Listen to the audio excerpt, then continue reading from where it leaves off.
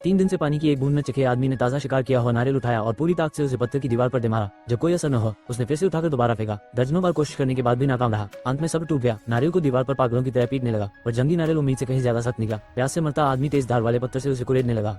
बुझाए दर्द से थक गई तो भी बस सतह पर हल्की खरोंच ही आई। झुंझलाहट दबाते हुए उसने पास पड़ा एक और पत्थर उठाया और पूरी ताकत से खोल पर दे मारा। पत्थर तो टूट गया लेकिन नारियल डटा रहा। तभी उसकी नजर अचानक मिले हथियार पपड़ी और एक तरकीब सूझ गई। धारदार हिस्से से धीरे धीरे बाहरी रेशे उधेरे, फिर दरार पर पत्थर रगड़ने लगा। असर दिखा तो हाथ से खोल खींचने की कोशिश की और बिना ज्यादा मेहनत खोल 2 टुकड़े हो गया। सफेद रेशे हवा में आते ही आदमी खुशी से हंस पड़ा। यह मामूली सा नारियल उसके लिए अंधेरे में उम्मीद की किरण था। उसने कूदा भरा भाग उठाकर पत्थर पर पटका मगर अंदर की नरमी को कमा गया।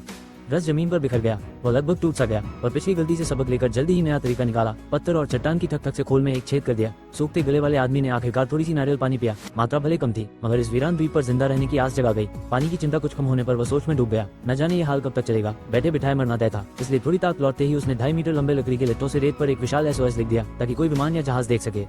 अब भोजन की बारी थी तो समुद्र में उतरकर कुछ समुद्री जीव पकड़ने की ठानी। किस्मत ने पलटी खाई, खाना तो नहीं मिला पर पीछे की पहाड़ी में एक गुफा मिल गई। वहां की सेहरन भरी हवा देखकर रीढ़ में सर्द लहर दौड़ गई। फिर भी जिज्ञासा उसे भीतर खींचती रही। गहराई का अंदाजा न होने से चिंता बढ़ी पर हिम्मत करके उसने आवाज लगाई। गूंज सुनकर समझ गया कि ये द्वीप उतना शांत नहीं जितना दिखता है। किसी खतरे को छेड़ा तो हालात बेकाबू हो सकते हैं। लौटते वक्त नंगे पैर नुकीले पत्थरों से छलनी हो गए। उसने कपड़े की पट्टी फाड़कर पांव बांधे और एक बेहद साधारण सी जूती बना ली। नंगे पैर से तो बेहतर थी। फिर यह जानने को चोटी पर चढ़ा कि कहीं और जोखिम तो नहीं।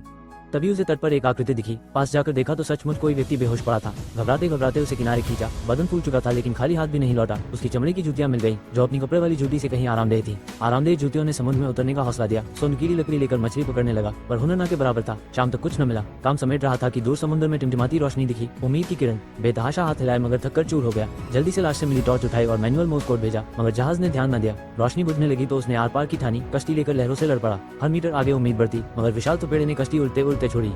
कई झटकों के बाद भी उसने हार नहीं मानी पर आखिरकार थक हार कर टूटी कश्ती के साथ तट पर लौटा। तभी मौसम करवट बदली और मूसलाधार बारिश शुरू हो गई। बीमार पड़ना जानलेवा हो सकता था। सो वो उस गुफा में घुसा जिसे दिन में देखा था। दहशत के बावजूद भीतर रेंगता गया और सौभाग्य से एक छोटा जलकुंड मिल गया। थक कर लेते ही बेहोश हो गया। होश आया तो समुद्र से बहकर आई ढेर सारी पार्सल पैकिंग दिखी। पहला डिब्बा खोला, जापानी सेलिब्रिटी का वीडियो टेप बेकार समझकर फेंक दिया। दूसरे में ऑटोग्राफ वाला वॉलीबॉल मिला, शायद महंगा था पर उसे खाने को कुछ न देता, इसे भी छोड़ दिया। तीसरे में आइस स्केटिंग के जूते थे, चमकती ब्लेड देखकर 1000 उपयोग सूझे, संभाल कर रख लिया।